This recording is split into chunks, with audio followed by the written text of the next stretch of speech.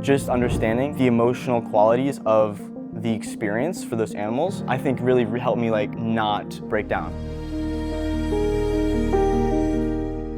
Before I start, one of your friends is here. He was in my talk last year. I wanna call him in so that he can just share his experience, because I've been vegan for 11 years. What do I know about veganism? He recently became vegan, so yeah. Yeah, absolutely. Whatever.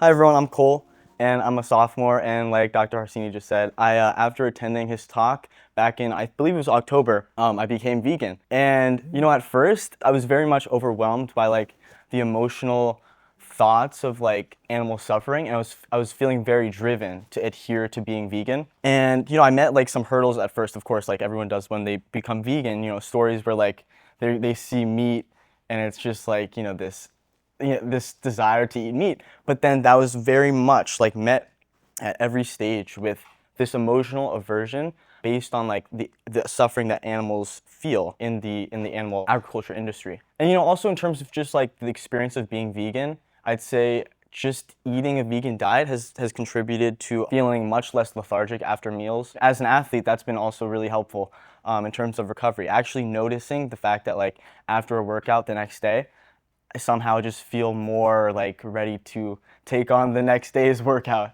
And it's actually pretty surprising. I never would have thought that being vegan would help me in an athletic sense. So yeah, I just wanted to share a little bit about that, and thank you. Thanks. Thank you, Dr. Harsini.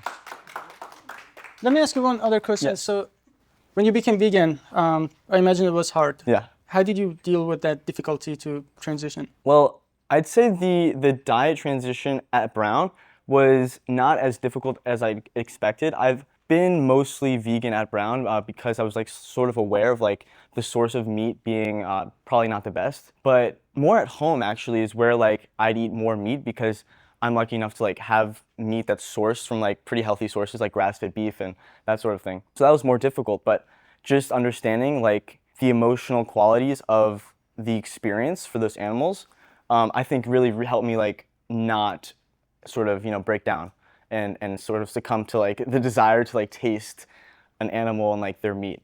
So that was really like the foundation. It was this emotional aversion, and that's, you know, sort of different in a lot of ways than the environmental argument for being vegan. I'm an environmental studies concentrator, and I really do care about the environment, but there's somehow like this difference when thinking about the environmental aspects of being vegan. There's more room for error. And so you can sort of be vegan a couple days a week and still feel good about yourself. Whereas like when you're really coming at it from like, I guess you could just say the ethics perspective, there's much less room for complacency. Cheating. Yeah, exactly, for cheating. Yeah. Yeah. Awesome. Thank you. Thanks so much. I appreciate it. Yeah. What we've learned from Cole's journey is clear. Veganism strengthened his athletic performance at Brown University.